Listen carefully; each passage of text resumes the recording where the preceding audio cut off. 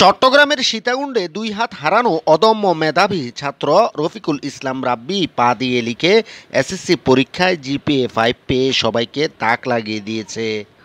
আসসালামু আলাইকুম। আজকে এসএসসি রেজাল্ট প্রকাশিত হয়েছে এবং আমি আলহামদুলিল্লাহ জিপিএ 5 পেয়ে উত্তীর্ণ হয়েছি। রবিবার এসএসসির ফলাফল প্রকাশের পর এই খুশিতে মাতোয়ারা হয়ে উঠেছে তার স্কুলের সহপাঠী, শিক্ষক, প্রতিবেশী সহ সকল শুভাকাঙ্ক্ষীরা। ছেলের সফলতায় দারুণ খুশি তার মা বাবাও। সে সীতাকুণ্ডের ভাটিয়ালি এলাকার দরিদ্র দিনমজুর বজলুর রহমানের ছেলে। চলতি বছর ভাটিয়ালি হাজী তবারক আলী চৌধুরী উচ্চ বিদ্যালয় থেকে বিজ্ঞান বিভাগ নিয়ে এসএসসি পরীক্ষায় দেয় সে। 2 হাত না থাকায় পা দিয়ে লিখেছে। পা দিয়ে লিখে তার এই এসএসসি পরীক্ষা দেবার বিষয়টি তখন ব্যাপক আলোচিত হয়।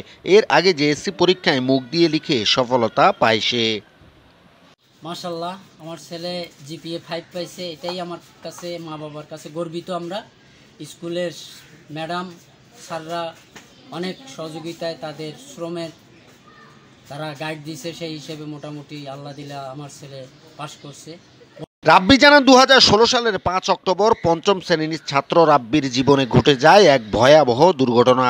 সেদিন রাব্বি সরকারি প্রাথমিক বিদ্যালয় থেকে ভাটিয়ারি বাজারের একটি ফুট ওভার ব্রিজের উপর দিয়ে যাচ্ছিল, কিন্তু ওই ব্রিজের উপরে থাকা একটি বৈদ্যুতিক তারে জড়িয়ে যায় সে।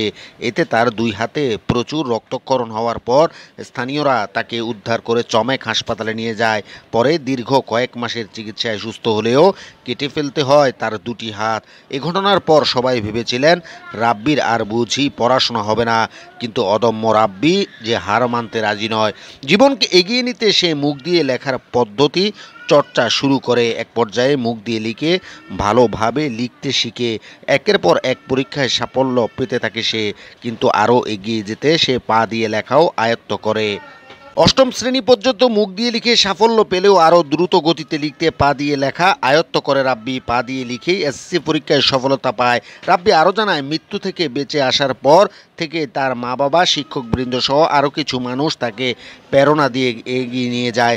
স্থানীয় সাংবাদিকরাও তাকে একের পর এক প্রতিবেদন লেখায় অনেকে এগিয়ে আসেন তার সহযোগিতায়। রাব্বির স্বপ্ন একদিন সে একজন বিজ্ঞানী হবে, এজন্য সকলের দোয়া চায়।